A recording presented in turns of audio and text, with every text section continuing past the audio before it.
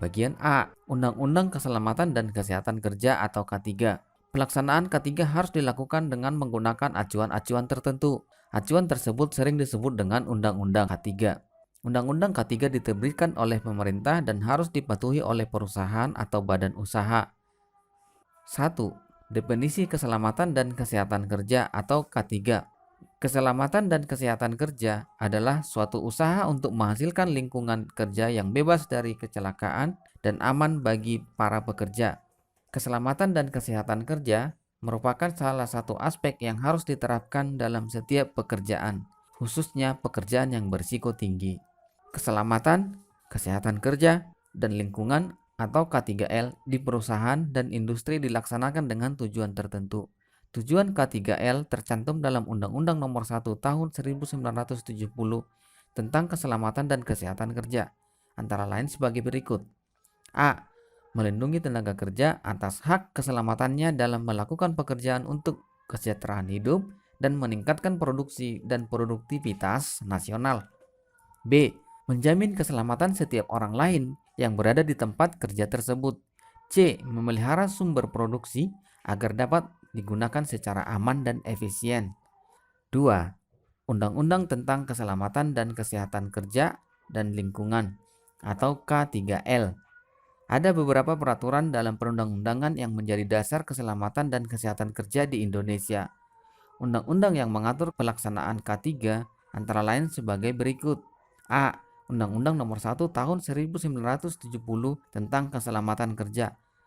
Undang-Undang Nomor 1 Tahun 1970 mengatur tentang kewajiban pimpinan tempat kerja dan pekerja dalam melaksanakan keselamatan kerja.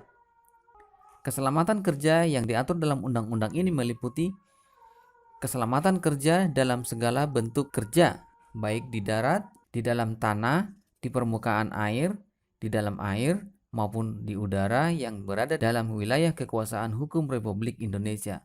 Undang-undang ini terdiri atas 11 bab dan 18 pasal. Di dalamnya berisi tentang syarat-syarat keselamatan kerja, pengawasan, pembinaan, panitia pembina, keselamatan dan kesehatan kerja, kecelakaan, kewajiban dan hak tenaga kerja, kewajiban bila memasuki tempat kerja, dan kewajiban pengurus.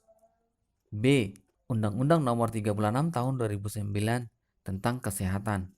Dalam Undang-Undang Nomor 36 Tahun 2009 dijelaskan bahwa upaya keselamatan kerja ditujukan untuk melindungi pekerja agar hidup sehat dan terbebas dari gangguan kesehatan serta pengaruh buruk yang diakibatkan oleh pekerjaan.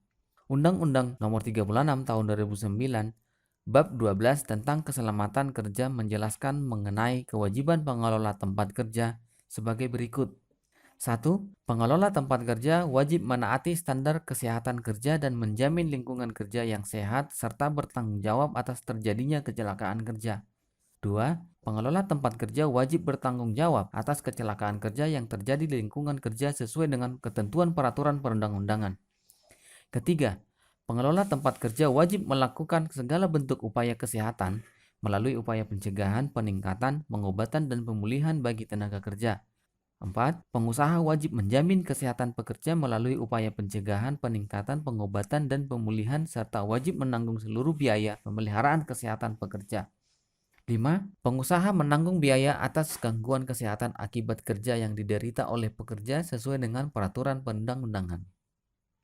C.